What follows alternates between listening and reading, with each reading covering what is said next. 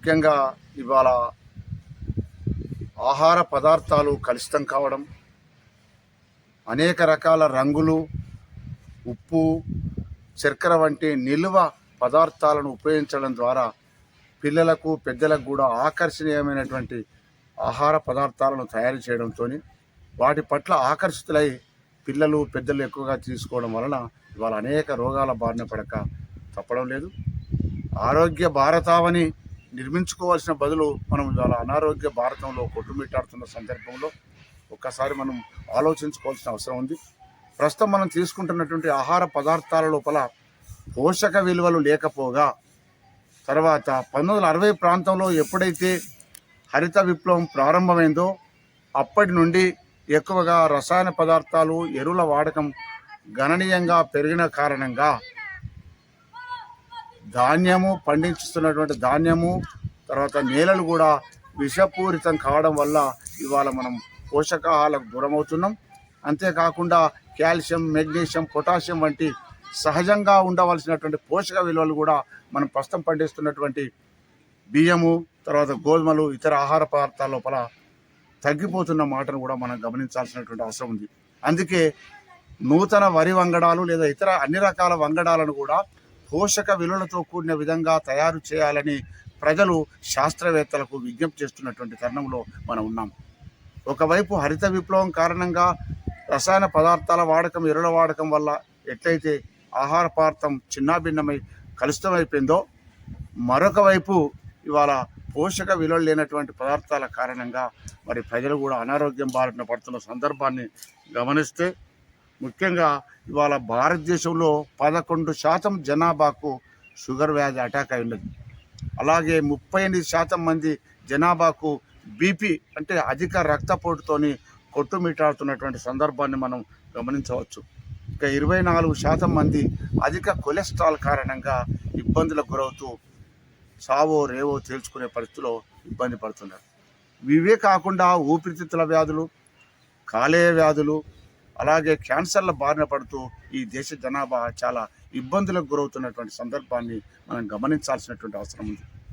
అంతేకాకుండా ఇవాళ భారతదేశంలో ఉన్నటువంటి 140 కోట్ల జనాభాకు కనీసం 70% జనాభాకు ఇవాళ సమతులమైనటువంటి పోషక విలువలు కలిగినటువంటి పోషకాహారము అందడం లేదని అధ్యయనాలు వెల్లడిస్తూ ఉన్నప్పుడు, కేవలం 30% జనాభా మాత్రమే కడుపు నిండా పోషక విలువలు కలిగిన ఆహారం తీసుకున్నప్పుడు ఈ దేశం ఆరోగ్య భారతదేశం ఎట్లా అవుతుంది?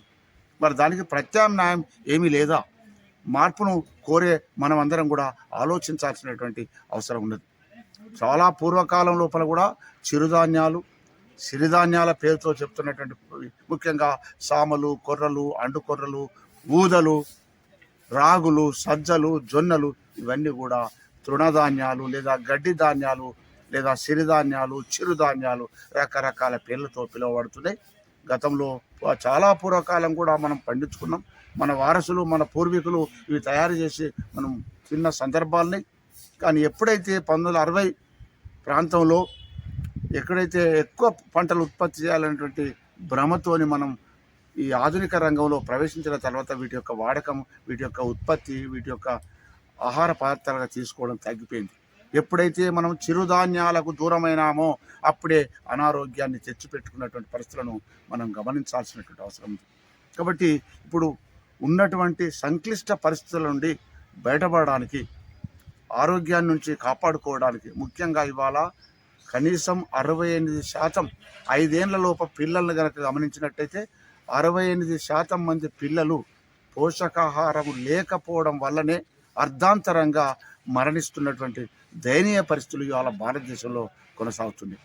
కాబట్టి వీటన్నింటికి పరిష్కారం కూడా మరి ఇటీవలి పలు అధ్యయనాలు ఏం చెప్తున్నాయంటే, చిరుధాన్యాలను విరివిగా ఉత్పత్తి చేయడం, ప్రచారంలోకి తీసుకురావడం, తర్వాత పెద్ద మొత్తంలో ప్రజలకు అందించే ప్రయత్నం చేయడం వలన మన ఆరోగ్యాన్ని కాపాడుకునే అవకాశం ఉంటుంది. వీటికున్న సౌలభ్యం ఏమిటి అంటే, ఎత్తైన పర్వత ప్రాంతాలు, కొండలు, గుట్టలు, తర్వాత లోయలు, ఎలాంటి పరిస్థితుల లోపల కూడా ఇవి పండే ఆస్కారం ఉంటుంది. వీటికి అతివృష్టి, అనావృష్టి అనే సంబంధం లేకుండా అనుకూల వాతావరణం లేకపోయినప్పటికీ కూడా ఈ పంట విరివిగా విపరీతంగా పండేటువంటి ఆస్కారం ఉంటుంది. తర్వాత రైతులకు కూడా పెట్టుబడి అనేది అంతకు అవసరం లేదు. దాని కారణంగానే ఆ పండేటువంటి చిరుధాన్యాల పంటలు చాలా నిజాయితీగా మనకు ఆరోగ్యకరంగా ఉండేటువంటి అవకాశం ఉన్నది. కనుకనే మనం చిరుధాన్యాల పట్ల నమ్మకాన్ని పెంచుకోవాల్సినటువంటి అవసరం ఉంది. అంతేకాకుండా కానీ మరి ఎందుకు ఈ వైపు రైతులు అటువైపు ఆలోచిస్తలేరంటే దానికి సంబంధించి మార్కెట్ను ప్రభుత్వం కల్పించకపోవడం, పండించినటువంటి పంట గిట్టుబాటు ధరను ప్రభుత్వం ఇవ్వకపోవడం, వినియోగదారు లోపల చైతన్యం లేకపోవడం వంటి అనేక రకాల కారణాల వలన ఇవాళ వాటి యొక్క పంటల ఉత్పత్తి క్రమంగా తగ్గిపోతుంది. ఈ పరిస్థితుల లోపల ప్రభుత్వానికి సామాజిక, రాజకీయ, ఆర్థిక అన్ని రంగాలకు సంబంధించిన బాధ్యతలు ఉంటాయి. ఏమిటి అంటే చిరుధాన్యాల యొక్క ఉత్పత్తిని గణనీయంగా పెంచడానికి ముందుగా రైతులను సమాయత్తం చేయాలి, వాటి పట్ల అవగాహన కల్పించాలి, రైతు సదస్సులను నిర్వహించాలి.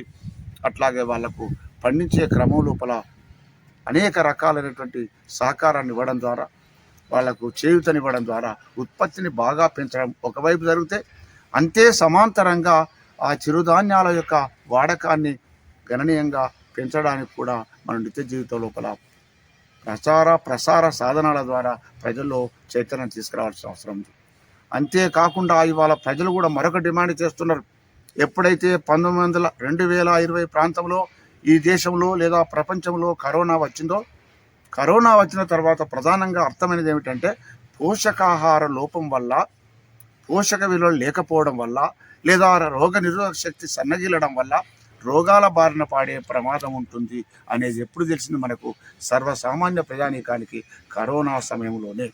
కనుక పోషక విలువలతో కూడుకొని రోగ నిరోధక శక్తిని బహుగా కలిగినటువంటి చిరుధాన్యాలను ముఖ్యంగా రేషన్ షాపుల ద్వారా ప్రజలకు అందించే ప్రయత్నం చేయడం, తర్వాత పెద్ద ఎత్తున ప్రచారం చేయడం, తర్వాత చౌకగా సామాన్య ప్రజలకు కూడా చౌకగా లభించే విధంగా సబ్సిడీలు ఇవ్వడం వంటి అనేక కారణాలను, అనేక రకాల చర్యలను ప్రభుత్వాలు కనుక ముమ్మరం చేసినట్లయితే ప్రజలు వాటి వాడకం పట్ల సిద్ధంగా ఉంటారు. ఎందుకంటే జొన్నలు, గడక, ఈ అన్ని రకాల పదార్థాలు, మక్కలు, రాగులు ఇవన్నీ కూడా చాలా కాలం పాటు వాడిన సందర్భాలు, ఇప్పటికీ వాడుతున్న సందర్భాలు ఉన్నాయి.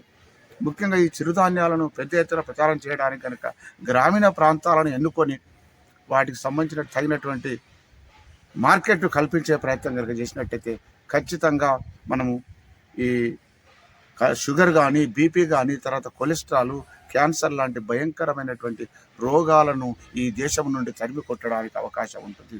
ఒకవైపు ప్రచారం చేయడం, ఒకవైపు రైతులను ప్రోత్సహించడం, మరొక వైపు చౌక ధరల దుకాణాల ద్వారా చౌకగా సరఫరా చేయడం వంటి సమాంతరమైనటువంటి చర్యల ద్వారా ప్రభుత్వం ఎప్పుడైతే తనకు ఒక సామాజిక బాధ్యత ఉన్నది, ఈ దేశ ప్రజలు ఆరోగ్యంగా ఉండాలి, ఈ దేశ ప్రజలు సౌకర్యవంతంగా ఉండాలి, ఈ దేశ ప్రజలు అన్ని రకాల సౌలభ్యాలతో ఉండాలనేటువంటి ఒక ఆశ ఉంది కనుక ఒక సామాజిక బాధ్యతతోని మరి పెద్ద మొత్తం లోపల సరఫరా చేయడం జరిగినప్పుడు ఖచ్చితంగా ఇందులో మెగ్నీషియం, పొటాషియం, కాల్షియం, ఇతర అమైనో ఆమ్లాలు అలాంటి అనేక రకాల పోషక విలువలు ఈ చిరుధాన్యాలలో బాగా ఉన్నాయనేటువంటి ఇటీవలి అధ్యయనాలు వెల్లడిస్తున్న నేపథ్యంలో చిరుధాన్యాలను భారీగా పెంచి ఉత్పత్తిని గణనీయంగా సాధించి ప్రజల్లోకి తీసుకువద్దాం, ఆరోగ్య భారతాన్ని నిర్మిద్దాం. ఇది ప్రత్యామ్నాయంగా ఇప్పుడున్నటువంటి అనారోగ్య భారతాన్ని కట్టడి చేయడానికి మన ముందున్న తక్షణ కర్తవ్యం, ఏకైక పరిష్కార మార్గం కూడా చిరుధాన్యాలే అని ప్రజలు గుర్తించాలి, పాలకులు గుర్తించాలి, రైతులు తమ బాధ్యత విస్మరించద్దు. అప్పుడే మనం అందరం కూడా సుభిక్షంగా ఉంటామని మనసారా కోరుతూ, ఆశిస్తూ విజ్ఞప్తి చేస్తున్నాం.